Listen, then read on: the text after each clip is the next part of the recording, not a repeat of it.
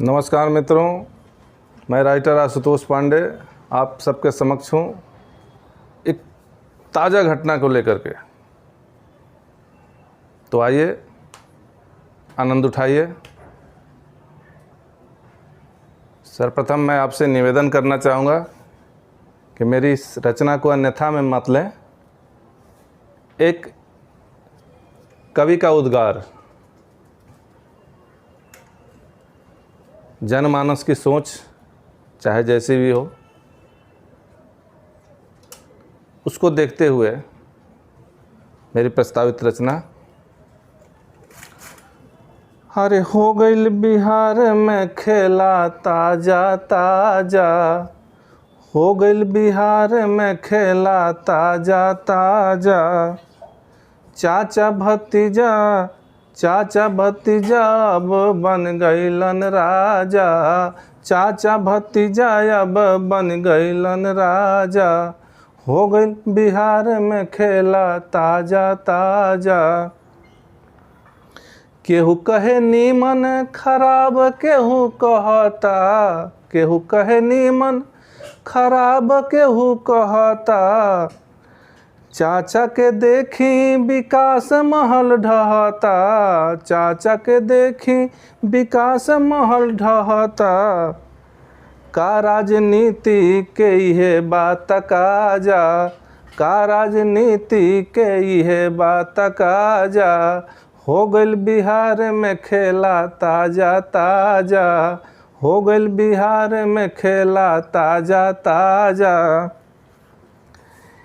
इहाँ नियन मानुष तन हम नाही पवनी, इहाँ नियन मानुष तन हम नाही पवनी। सब कर मन इहाँ के बेरी बेरी रखनी, सब कर मन इहाँ के बेरी बेरी रखनी। पूरा बिहार अब ले ताटे माजा, पूरा बिहार अब ले ताटे माजा। हो गइल बिहार में खेला ताजा ताजा, हो गइल बिहार में खेला ताजा ताजा। चाचा भतीजा अब बन गइलन राजा, चाचा भतीजा अब बन गइलन राजा। आसू बाबा जे पहिले साथे इनकर चलल, आसू बाबा जे पहिले साथे इनकर चलल। इतिहास उठा के देख ली। आसू बाबा जे पहिले साथे इनकर चलल। चारि डेग चलल फिर हाथे अपन मलल, चारि डेग चलल फिर हाथे अपन मलल। बड़ बड़ नेता के बजैलन बैंड बाजा, बड़ बड़ नेता के बजैलन बैंड बाजा। हो गइल बिहार में खेला ताजा ताजा, हो गइल बिहार में खेला ताजा ताजा। चाचा भतीजा अब बन गइलन राजा, चाचा भतीजा दोबारा बनलन राजा, चाचा भतीजा दोबारा बनलन राजा।